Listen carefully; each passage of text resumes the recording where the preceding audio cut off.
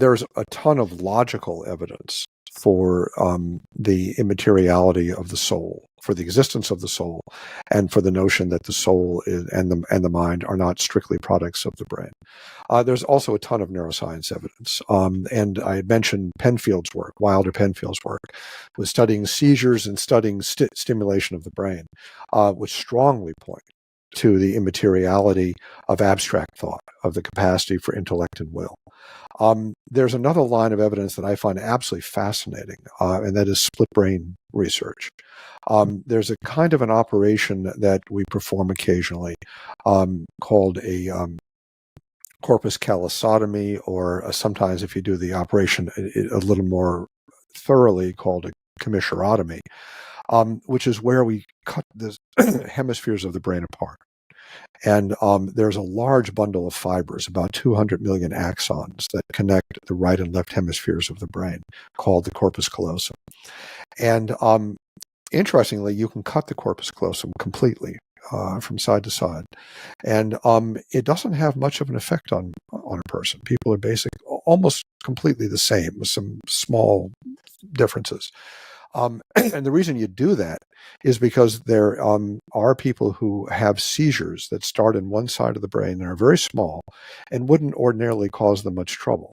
But if the seizure spreads to the other side of the brain, it then kind of goes everywhere and gives them a generalized seizure. And there's some people who have 10 of these a day. I mean, it's really crippling, and medication doesn't always work. So cutting the hemispheres of the brain apart stopped this propagation, and they stop having seizures, and they live much better lives. So this operation is done, and it's been done really since the 1950s. What people noticed right up front is that when you cut the hemispheres apart, people are practically the same. They don't feel like two people. They feel pretty normal.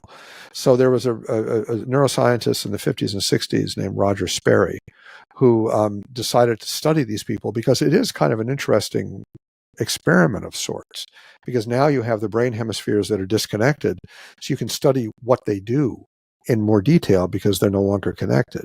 And you can use the visual fields to present objects to the different hemispheres as you can study them. And Sperry did, and he found a lot of interesting things, and won the Nobel Prize for it, actually.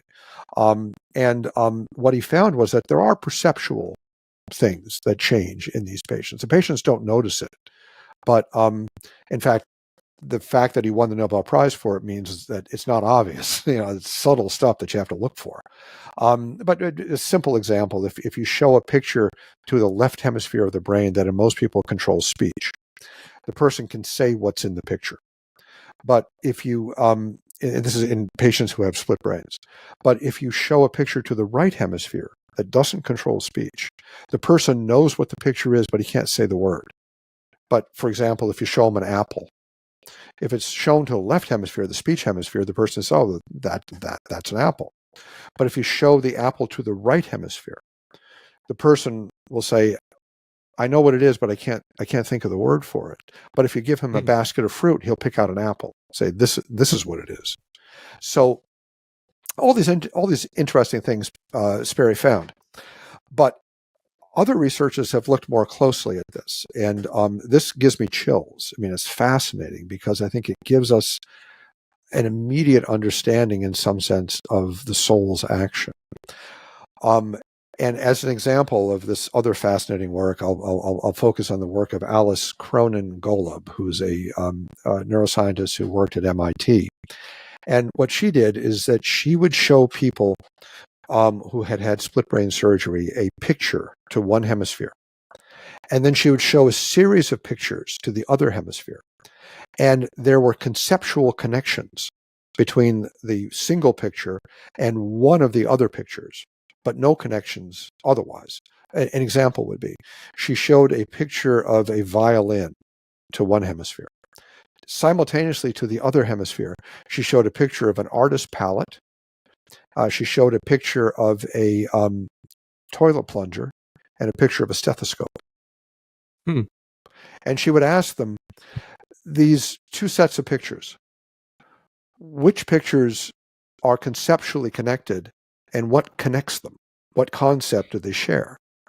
And in the picture of the artist's palette, the toilet plunger, and the stethoscope, and the picture of the violin, the connection is with the artist palette and the violin because they're both forms of art. There's music, and there's art. And the patients with split brain surgery would always get it right. And they would know within a second or so. They'd say, oh, yeah, sure. Well, it's the violin and the artist palette that are conceptually connected. But these patients have split brain surgery. So keep in mind that no part of their brain has seen both sets of pictures. One hemisphere sees the violin. The other hemisphere sees the artist palette. So how do they conceptually connect them? No part of their brain has access to both pictures. Oh, I see. But they make the connection instantly. They say, oh yeah, the violin and the artist palette. That's so how do you form concepts between two objects when no part of your brain can see both objects? Wow. And the answer is, of course, what's connecting them is your soul, your mind. But your mind and your soul are not the same thing as your brain. So wow. So split brain research gives you chills when you understand what it actually shows. That is so interesting. So you're saying there's no mechanical connection between the two sides of the brain. That's essentially true, and it's not exactly true, but it is true. That question has been, as you can imagine, neuroscientists have done backflips over this. They're in Geir Pinto, who's a very prominent neuroscientist in the Netherlands, has studied this in great detail, and he's written that in split brain patients, perception is split, but consciousness is unified. And he's tried to explain why or how it is. And there are several theories as to how consciousness is unified. Interestingly, no neuroscientists that I know of publicly say what I'm saying, is that it's unified because it's not material, it's part of your soul. But what most neuroscientists have said about this, and most people who studied this are aware of this problem of being able to connect pictures that no part of your brain sees both, is that there are what are called subcortical pathways. There are workarounds that the brain has between the hemispheres that don't involve the corpus callosum or other commissures that are sometimes cut. And Cronin-Golomb, the MIT researcher, looked at patients who had the most radical cutting. And there are a few other things besides the corpus callosum that you can cut. These patients had it. And Geir Pinto has studied this a bit. And in the corpus callosum, there are 200 million axons. It's estimated that there are about 1,500 axons that don't go through the corpus callosum that still can make connections. But the information transfer rate is very slow. Pinto estimated that the transfer rate is about 1 bit per second, which is a very, very slow rate of information transfer. So there are tiny connections between the two hemispheres, but they can't account for the conceptual connections that people can make. First of all, how do you connect a concept physically? Like, how would the concept of art be transferred anyway? But even if it could be transferred, the people will answer this in a second, which is much too fast for these little connections. So yeah, what people have generally said is that there are workarounds. But what Pinto has pointed out is that the workarounds are very tiny and very slow. And there's no way they can account for the almost instantaneous connections people make. So yes, the hemispheres are disconnected. The few connections that remain can't account for what happens in these patients. Literally based on processing speed versus answer provided. You just can't. 1,500 axons simply can't transmit information that fast. And we don't even know. I mean, how do you transmit a concept? I mean, axons make action potentials. They make little waves of electricity.